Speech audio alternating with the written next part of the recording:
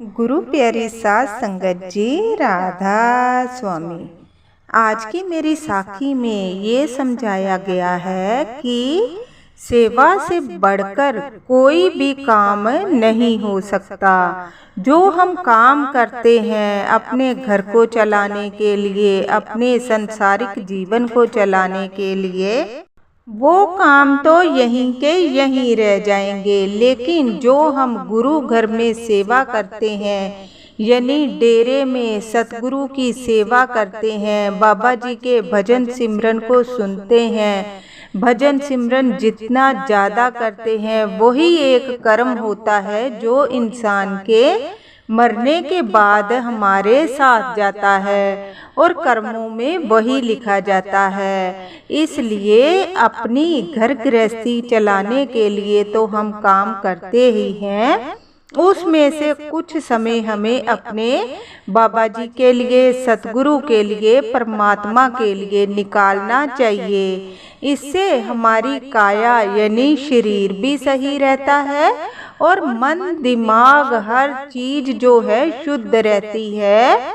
और हमारे दिल में विचारों में गलत भावना नहीं आती। यानी मन अगर अच्छा होगा, सत्संगियों से मिलेंगे, उनसे भजन सिमरन की बातें करेंगे तो मन तो साफ होगा ही होगा। आज की साखी को ध्यान से सुने।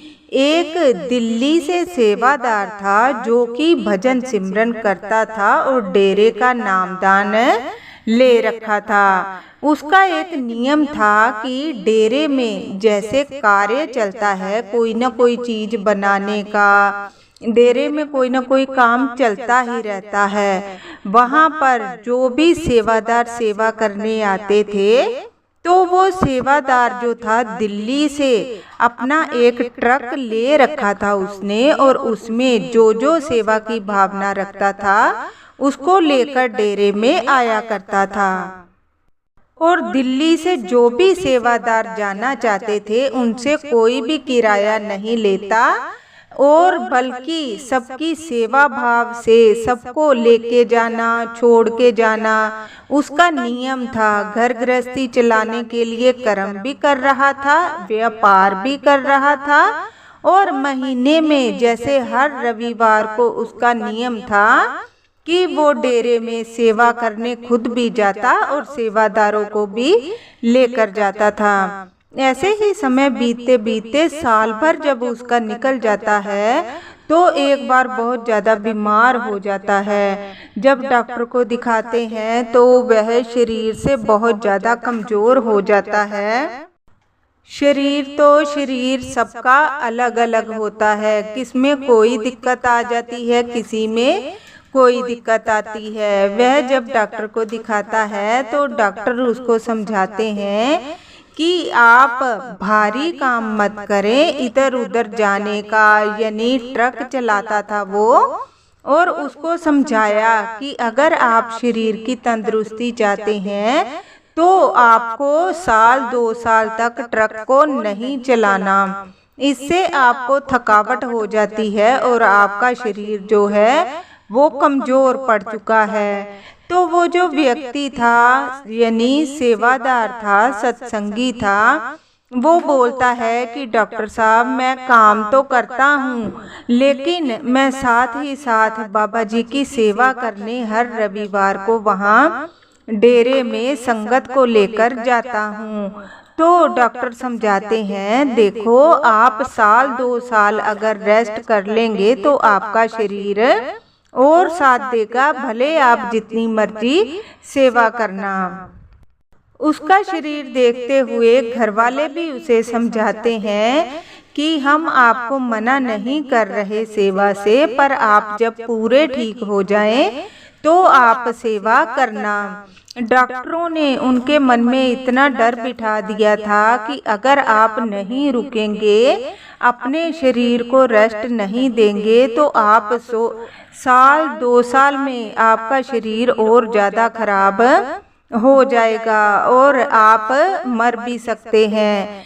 पर वो डरता नहीं है। वो बोलता है मरने का क्या पता है, आज मरना है कल मरना है, ये चीज हमारे हाथ में भी नहीं है, डॉक्टरों के हाथ में भी नहीं है।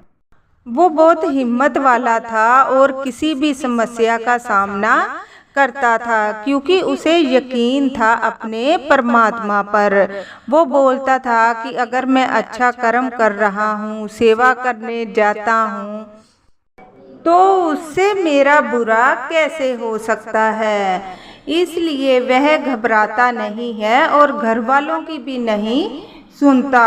वो सेवा पर जरूर जाता है। घर वाले, पत्नी अपनी जगह चिंतित होती है कि डॉक्टरों ने मना किया है, आप क्यों नहीं मान रहे। पर वो बोलता है कि हमारे जितने श्वास लिखे हैं हम उतने श्वास लेंगे ही लेंगे। अगर हमें मरना है तो कभी भी हमें परमात्मा लेने आ जाएंगे। इसलिए अगर हमें और पता लग जाता है कि शरीर कमज़ोर हो रहा है तो हमें और ज़्यादा सतगुरु का नाम लेना चाहिए। अगर आप बीमार हो तो आपको परमात्मा का भजन सिमरन जरूर करना चाहिए, क्योंकि वही है जो हमारे शरीर को तंदुरुस्ती भी देता है और साथ में आगे बढ़ने की हिम्मत भी देता है। वो सत्संगी, सेवादार, रुका नहीं, डरा नहीं, हर रविवार को संगत को भी लेकर जाता और सेवा की भावना से इतना खुश रहता। और ऐसे ही दिन बीतते हैं। कुछ समय बाद जब सेवादार की पत्नी डॉक्टर से मिलने जाती है तो डॉक्टर पूछते हैं कि भाई साहब का क्या हाल है। उनको हमने मना किया था कि वो ट्रक नहीं चलाएंगे। तो वो जो सेवादार होता है उसकी पत्नी बोलती है पर वो नहीं मान रहे।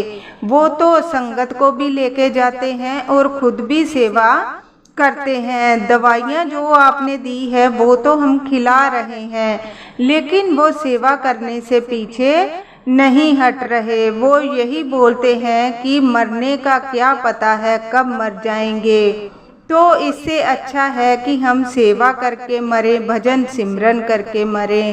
तो वो जो डॉक्टर होते हैं वो सेवादार की पत्नी को बोलते हैं आप उन्हें कल लेकर आना, हम उनका चेकअप कर लेंगे कि शरीर में सुधार हुआ है या वो और ज़्यादा बीमार हैं। क्योंकि वो बता नहीं रहे तो हमें चेकअप करके पता लग जाएगा।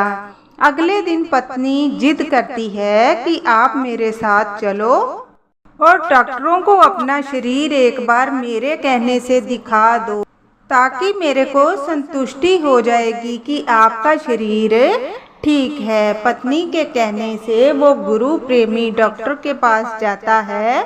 जब डॉक्टर उनका चेकअप करते हैं तो हैरान हो जाते हैं। वो बोलते हैं कि आप 3 महीने पहले हमारे पास आए थे तो आपका शरीर बहुत ज़्यादा कमज़ोर था, इसीलिए हमें आपको मना करना पड़ा कि आप ट्रक नहीं चलाएंगे, क्योंकि उसको चलाने से शरीर को खेचल पड़ेगी और आपका शरीर और ज़्यादा कमज़ोर होगा। मैंने जो सेवादार होता है वो बोलता है डॉक्टर साहब मैंने आपकी सारी दवाइयाँ खाई हैं और खा भी रहा हूँ, पर मैं सेवा को नहीं छोड़ सकता। भले आप कितना मर्जी जोर लगा लें, पर मेरा शरीर तभी चलेगा जब मैं सेवा करूँगा, और ये मेरे दिलो दिमाग में बैठा हुआ है। मुझे भजन सिमरन से, सेवा करने से जो रोकेगा उससे मेरा शरीर खराब होगा। क्योंकि जब मेरा मन ही खुश नहीं रहेगा,